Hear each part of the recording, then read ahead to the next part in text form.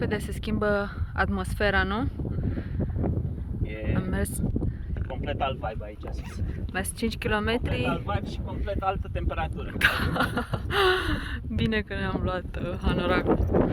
Suntem în peninsula Banks, dată în apropiere de Christchurch și practic un vulcan stins. Suntem pe un vulcan stins.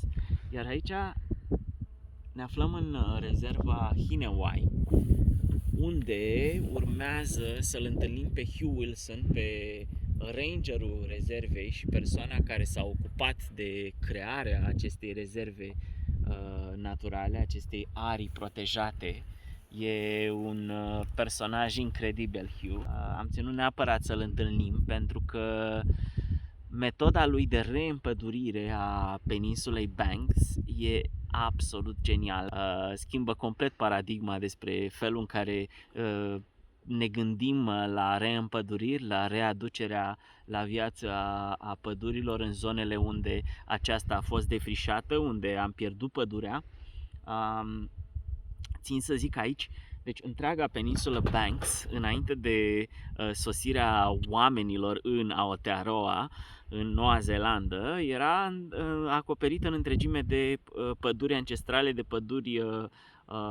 de păduri și odată cu venirea omului până la 1900 a fost tăiat întreaga pădure. La sfârșitul anilor 80 oamenii au început să cumpere parcele private și să le transforme în arii naturale protejate, iar Hugh este unul din pionerii acestei regiuni. A avut acest vis de a vedea măcar o bucățică din această peninsulă reîmpădurită și nu sub orice formă, ci sub o formă în care practic lași natura să-și revină de una singură, nu intervii. Era s-a amuzant. apucat de proiectul ăsta aici în localitate, ăștia prima oară toți l-au privit cu scepticism. L-au zis, bă, a venit nebunul ăsta să ne lase să ne crească aici plante invazive pe dealuri, pe... Cineva credea că e o conspirație. Nostru. Da, așa cred oamenii, că e conspirație, că e mai ales în localități și în comunități mici, unde, până la urmă, fiecare are parcela lui de pământ, ideea lui, ești mai izolat de restul, nu știu, de restul țării, de restul ideilor care circulă în societate, nu? Vedem căsuța lui Hugh.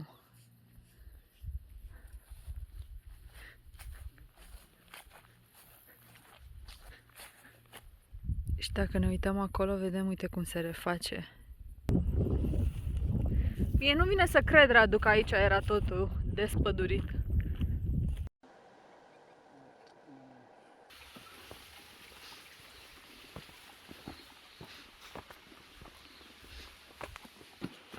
Îți dai seama că aici, acum 30 de ani, era teren agricol? Era o fermă? Și uite cum a crescut pădurea. Se pare incredibil, mi se pare cel mai bun exemplu de a, nu știu, reîmpăduri planeta.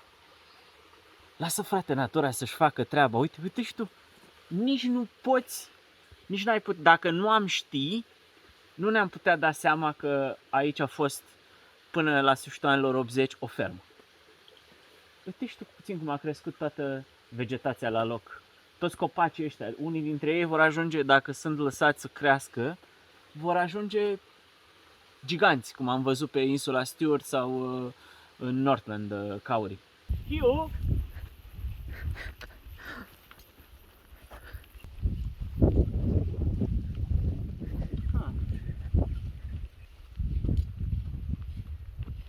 Hugh! Hi! Hello, Hugh. How are you going? Hugh. Hi.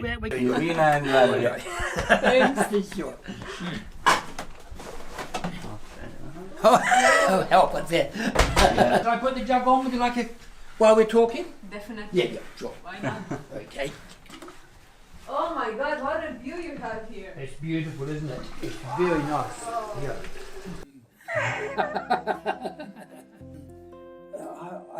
Isn't it funny because you can help, thank your family for quite a lot of this. I had very outdoorsy, liberal thinking parents, and they would take us camping into the South Island high country and take us on walks and things, and very interested in nature.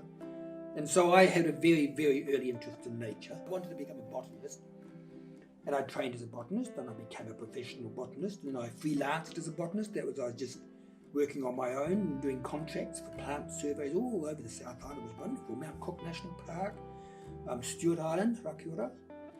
And then I was put to work here on Banks Peninsula, and I thought I knew Banks Peninsula because it was my playground from childhood.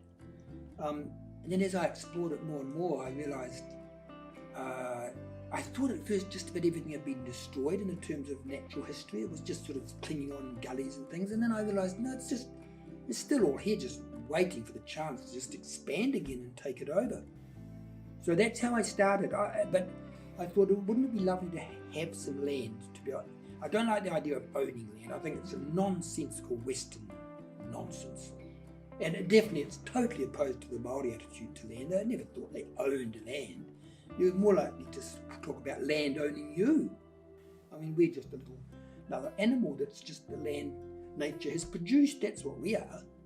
I wanted to buy land legally so that I could just let nature assert herself on it. But I never had enough money to do that. And it's amazing how things happen, because while I was doing a botanical survey of Banks Peninsula, I was introduced to this businessman in Christchurch who had set up a fund to purchase land on Banks Peninsula for nature conservation reasons. And I didn't have the money. I put in a little bit of money, but I had very little prepared. And he didn't have a huge amount either, but it was the beginning. It was the initial fund that made it possible. The main goal was conservation. From the very beginning, we decided that even though the main goal was conservation, we'd open it up to the public, freely open to the public, no charge, no need to ask permission. They could just come and walk on our tracks whenever they wanted.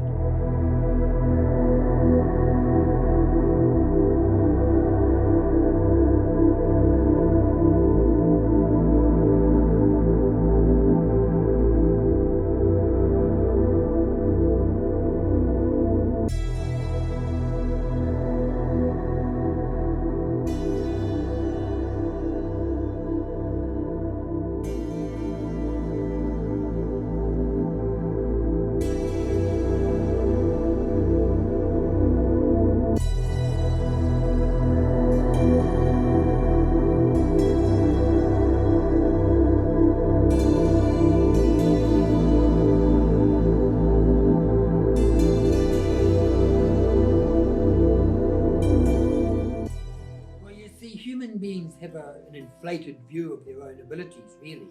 Nature's very good at restoring, and we think we can do it better. You see, people say to us, are you planting all these trees? Of course we're not planting them. Nature's doing it about 1,000,000 times better. What I think you have to do to restore natural ecosystems is just to take away the deleterious, the bad things that we've done to the environment, and then nature just gets on with it. We do use the word minimal interference management. It sounds a bit pompous, but I really like it, because that's what we do. It's not zero management, and in fact it actually involves a lot of management and a lot of work. I've never worked so hard in my life as in the last 33 years, and I'm getting older and more decrepit now, so I won't be able to keep doing it forever. So we've got to get some more people helping, and that's all being worked out. But so the minimum interference management involves taking away the really bad things that are hindering nature from putting back the native vegetation and wildlife. And the gorse is the trouble with gorse is it's not native to New Zealand, and it's an appalling weed of pastoral farming. But a lot of this marginal hill country is not good for pastoral farming anyway, and the gorse was infesting the land. But every ecologist knows that gorse is just a pioneering, colonising plant, and it takes advantage of disturbance, like a forest is cleared and if there's gorse seed available. Every ecologist knows that gorse is just a colonising species, and it's not native here, so we'd rather not have it here in a natural native nature reserve. But because it's here, and everything you do to try and get rid of it, it's favoured by it. It loves disturbance, it loves being fought, burnt, sprayed, grazed, browsed. Every disturbance, the gorse gets an advantage. So, but the one weakness it has, as soon as it's shaded, it's dead. It has to have full sunlight. And all these shade-tolerant native plants just thrive under the gorse canopy. be. So if there's gorse scrub there, there's masses of native seeds coming in all the time by birds and wind, whatever the species is. Millions of seeds, trillions of seeds. There's no shortage of seeds. We don't have to plant them. So on a square metre of ground under the gorse, there'll be a rain of hundreds of thousands of native seeds coming in all the time. So that's why we overestimate our own skills. Nature doesn't need us to plant the trees because she's doing it a million times better herself. I'm not poo-pooing or running down planting. I'm just saying that it's a tiny, tiny, insignificant contribution to what nature would do. And it can be full of mistakes as well. You can plant the wrong, even though they're native to the country, you can plant the wrong species in the wrong places. It's much more ecologically appropriate and scientifically interesting to let nature do it. But it's been doing this for millions of years. So even if we covered every available inch of the dry land on the earth, that's not ocean, that was capable of carrying some sort of forest, it still wouldn't solve the climate problem. We've got to stop, as you know, we've got to stop burning this stuff. And all the technology, this is what makes me so sad in a way, because we've got all the technology to do it. We just need shifts in lifestyle which aren't that complicated, and to me would make life better, not necessarily easier, but certainly make it better. There's a big difference. But we've got to do that. That's a prime thing we've got to do. But the forest certainly helps. The more forest that you have, the more carbon is being put aside, taken out of the atmosphere and sequestered or just locked up again. With being in this one spot where I feel totally and completely at home. And every day I'm learning more and more about the ecology of the area and about the human population, everything, of course. And then you're very cautious about making decisions, but gradually as you learn more and more, you think, well, maybe this is the right way of doing this. Or maybe I should interfere with this after all, because I know a bit more about it. I don't think anything can compare with being very, very familiar with the surrounding. So nature's more resilient than we often give her credit to. Okay. So people see the gorse as bad, but it's actually like a scab on the skin. It may look bad to their eyes, but it's actually healing it. Yeah.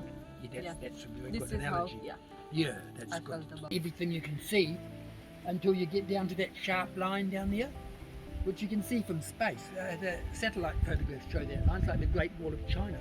That's the boundary between the regenerating forest through gorse. I don't think there's any one person on the planet who could say, I'm going to solve the world's problems.